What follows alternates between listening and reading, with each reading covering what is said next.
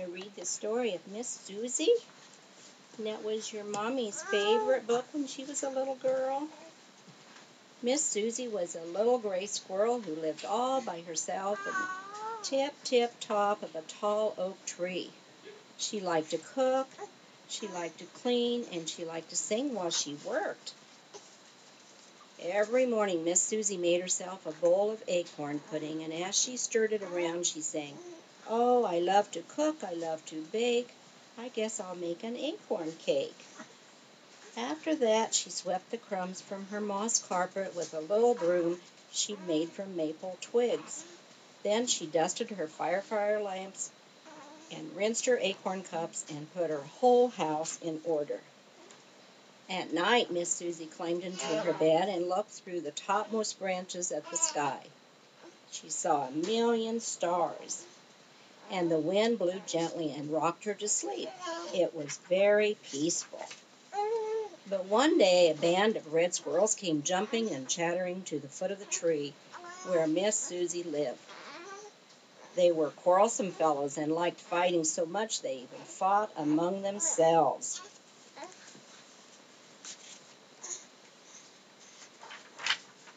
Miss Suzy did not see them because she was in her kitchen, and she did not hear them because she was singing, "I love my house, oh yes sirree, my own little house and my own oak tree." She was just putting her cake in the oven when she looked up and saw a lot of strangers in her doorway. 1, 2, 3, she counted, and 1, 2, 3 more, 6 red squirrels. They chased her out of her little house, they broke her broom and threw out her acorn cups. Then they ate up her whole winter's supply of nuts. Poor Miss Suzy, she didn't know where to go, and while she stood wondering what to do, it began to rain. She scampered up the nearest tree. It was a maple standing beside an old house. She ran out on a branch and dropped it to the roof. The rain came down hard and her fur was all wet. Shivering and cold, Miss Suzy scrambled down the chimney of the old house and out of a hole in the chimney and into the attic. Want to sit up? There we go. There in the dusty, quiet attic, she saw a beautiful dollhouse. It was big enough for a whole family of dolls. She knocked at the door.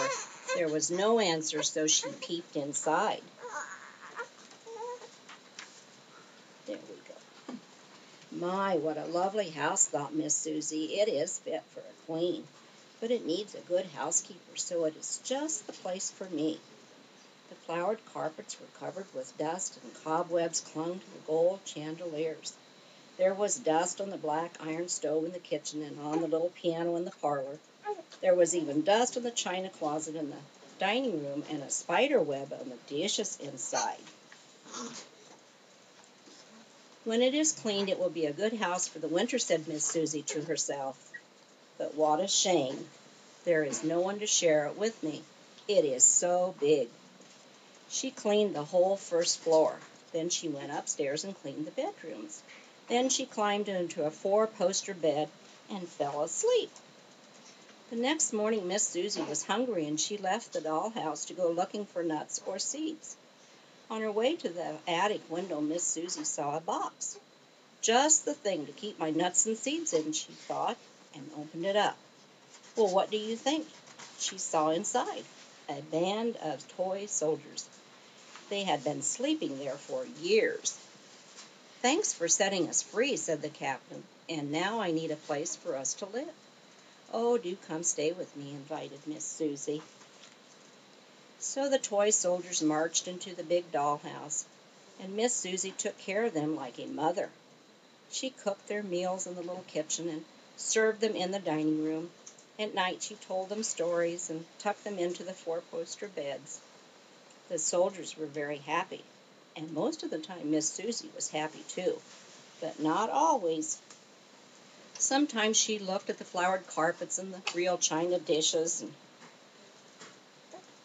and the gold chandelier, and she sighed, thinking of her plain moss carpet and her firefly lamps and her acorn cups. Here we go. There we go. One night in spring, instead of telling the soldiers a story, she told them about her old home in the oak tree. Then she told them how the red squirrels had come and chased her away, and a tear rolled down her furry cheek. There we go.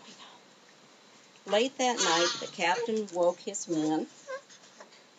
Put it back in. There we go. Late that night, the captain woke his men and gave them their orders. There are only 5 of them, but they were very brave, and their hearts were full of love. After all, Miss Suzy had cared for them all winter. They marched up to the oak tree and scaled its trunk. The red squirrels were, as usual, fighting among themselves. They were making so much noise that they did not hear the soldiers until it was too late.